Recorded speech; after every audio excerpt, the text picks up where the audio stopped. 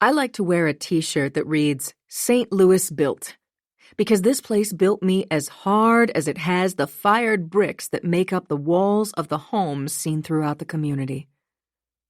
Fired bricks can withstand heat and overwhelming force.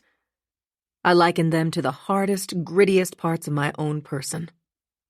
For me, the majestic structures that make up my hometown symbolize beauty in the midst of the storms that life brings. The asphalt reminds me of the pain and trauma I've lived through. I can vividly remember every time my face was pressed up against it, burning hot from the summer sun. My childhood playground falls, the times when my domestic assaults spilled out onto the sidewalk, when the police tyrannized us when we protested.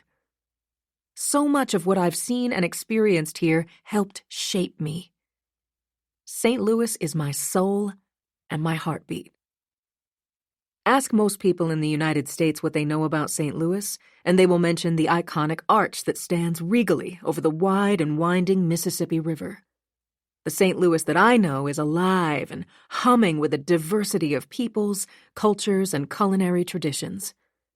Soul food from places like Sweetie Pie's, Mom's Soul Food Kitchen, King's Turkey Shack, and Mother's Fish makes me feel connected to my family's roots. The meat served at Red's Barbecue in Ferguson takes me back to the family cookouts my parents used to host. I head to Cherokee Street for Mexican restaurants like La Vallecana and black-owned places like Burger 809 for the salmon melt, greens, and mac and cheese.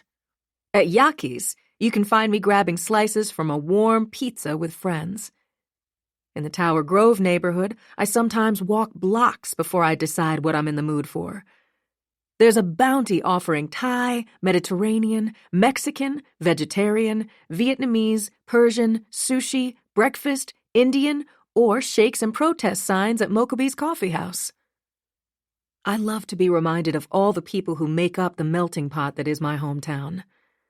St. Louis has been home to artists like Miles Davis, Ike and Tina Turner, Chuck Berry, Scott Joplin, Josephine Baker, Donny Hathaway, Angela Winbush, Huey, Nelly, and the St. Lunatics.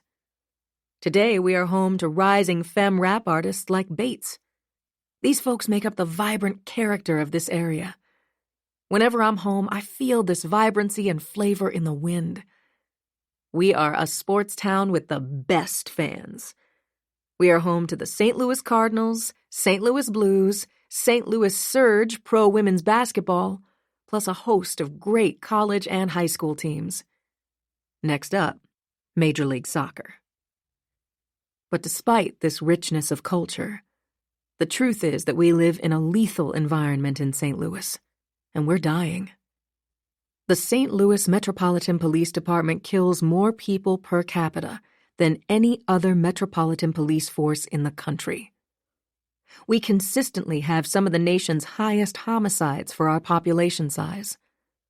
A child is more likely to die of gun violence in St. Louis than anywhere else in America. It's as I said. We're dying. Some people think that St. Louis is in the South. It's not. It's in the Midwest.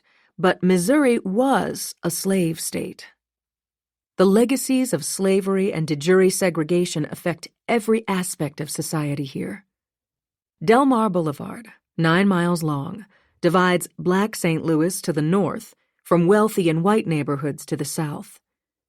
The redlining and restrictive covenants that were put in place in the early 20th century determine where we live to this day.